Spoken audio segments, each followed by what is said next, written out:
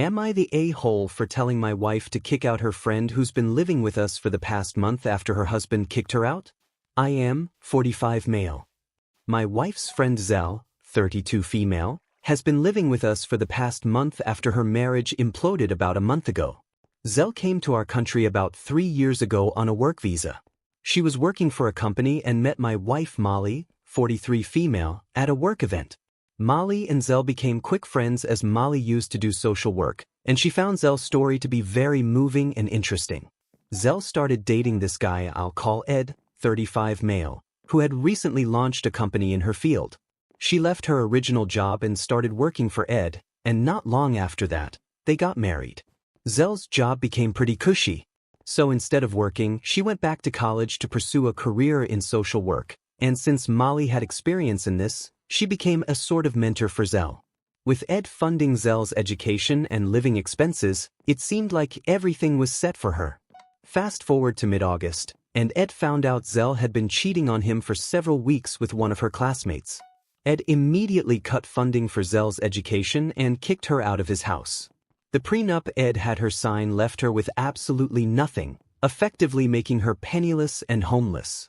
On top of that, Ed has spread the story across their community, and as such, Zell's reputation is in tatters, and her family back in their home country wants nothing to do with her, supposedly. The divorce hasn't been finalized at the time of this writing. With the resources he has, I imagine Ed could speed up the process, but for whatever reason, it's dragging on. With seemingly no one to turn to, Zell came to us, and Molly welcomed her one day while I was at work. Since then, she has been living in our basement. Molly spends a lot of time now just talking to Zell and trying to help her get her life back on track. So much so that it is starting to affect our personal lives, and I feel like childcare has been made exclusively my responsibility for most of the week. Not only that, but since our gym equipment is in the basement, I had to stop working out, which has adversely affected my own mental health. I've been very annoyed about the entire situation but have largely borne it in silence until last night. Right before bed, Molly started going on about how the divorce could take months and that we need to find Zell a lawyer. At this stage, I told her that Zell had overstayed her welcome and needed to leave. It got pretty heated, and my wife said I was being shockingly unempathetic. I told her she was ignoring her responsibilities to our children, which deeply offended her. In the end, I told her that as a compromise, we could buy Zell a plane ticket back to her home country so she could be with her family. Molly was so upset at this for whatever reason and just responded with good night. We haven't spoken since then, partially because I decided to go work in my office today since I needed a break from Molly's nonsense. I honestly don't know what to do at this stage. I just want that woman out of my home.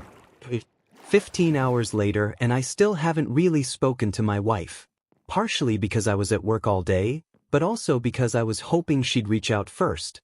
When I got home, Zell was still hanging around like nothing happened, though I guess expecting her to magically leave would be asking for too much. Before the day is done, I will talk to my wife about our situation again because it needs to end. Also, for those wondering, the classmate won't have her either. According to my wife, he told Zell that his personal life would be destroyed if he tried pursuing anything with her, so he ended things abruptly. To my understanding, he has a wife who doesn't even know he cheated. 4 days later, I haven't had the chance to update my post because the last few days have been particularly hectic for the family. To sum things up, I did reach out to Molly on Sunday, and we managed to patch things up. Since we hadn't spoken for more than a day at that point, I decided not to push the Zell issue any further right then. Fast forward to early Monday morning, and we get a call from Molly's sister. Apparently, their father had a serious fall in the bathroom during the night, and their whole family is flying out to check in on him. Molly booked her flight soon after the news and left yesterday, Tuesday/24th. She hasn't booked her return yet, but I'm guessing she'll be gone 10 to 15 days, depending on the severity of her father's injuries. In the meantime, I've been totally swamped with work and taking care of the kids, but Zell has offered to help out where she can. This morning, she made breakfast for all of us and even packed lunches for me and the kids, so I don't really have any complaints at the moment. Last night, she did some laundry and straightened up the living room and playroom as well. So far, I'm pleasantly impressed and figure I'll keep my mouth shut for now, depending on how things go from here. Edit. After reading a few comments, I'd like to assure everyone that it is extremely unlikely that Zell will try anything suggestive. To be totally honest, I always got the sense that she felt like I didn't like her much.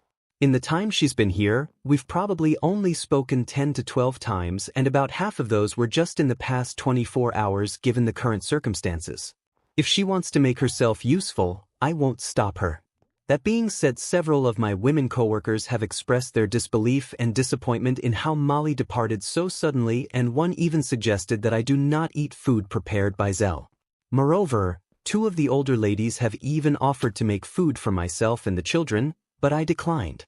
The way I see it, if Zell is useful when I actually need the help, I won't complain despite the protests of some of my coworkers. Molly and I have been paying for all her living expenses. This is the least she can do. Update. 6 days later. It's been a week since Molly departed, so I thought it would be a good time to provide a brief update on our situation. Molly's father broke his foot when he fell in the bathroom. Fortunately, the injury isn't too severe, and the doctors expect him to recover within about 8 weeks. The greater concern at the time was the cut on his lip, which caused pretty significant bleeding and understandably led to all the panic, especially for Molly's mother, who found him on the floor. I spoke with him a few times over the phone, and he seems to be in good spirits. For a man turning 88 this November, he's spry for his age and is pretty active, so I'm hopeful for his full recovery. Molly and I have also had several conversations. While she initially intended to stay longer to help her parents adjust, her mother has been adamant that she return home. In fact, her mother even expressed some frustration over how abruptly Molly left and suggested that I should have been the one to go instead. It's something Molly wants to talk about in person. Molly's return flight is scheduled for October 10th. At home, things have really been shaken up by Molly's absence. To be honest, this entire ordeal has made me more appreciative of all she does. On the plus side, I've been getting to spend much of my time with my 2 little girls, and this past weekend, I even learned how to braid their hair, though I admit I'm still not very good. Zell has continued to be very helpful around the house. She's an extraordinary cook, and every day we are treated to something new for supper. The ingredients she needs are expensive, but given the quality of the food and how much the girls and I enjoy it, I'm not complaining.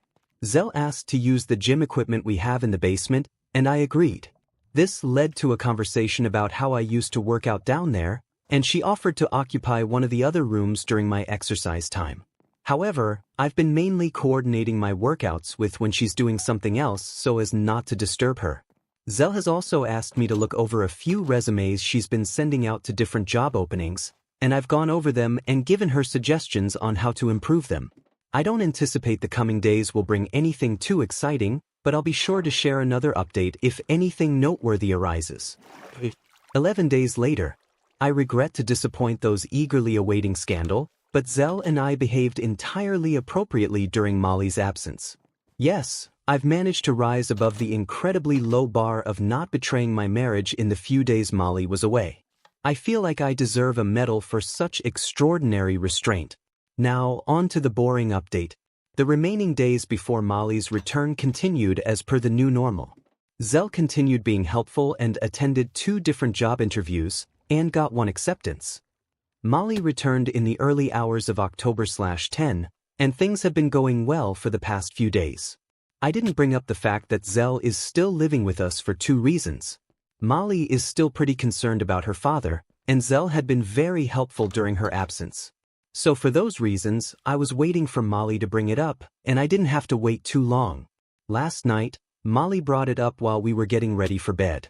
She mentioned how she worries about Zell since, without a job or a degree, her chances of being deported eventually are higher. She then went on about how Zell couldn't return to her home country since she was so accustomed to life here. This is the usual sob story Molly's been telling for the past 2-ish months. I mentioned helping out Zell with her resumes, and Molly was happy with that.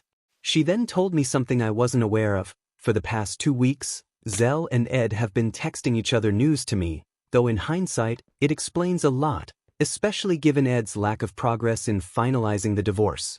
On top of that, Ed has continued footing her phone bill all this time. The man's patience is on another level.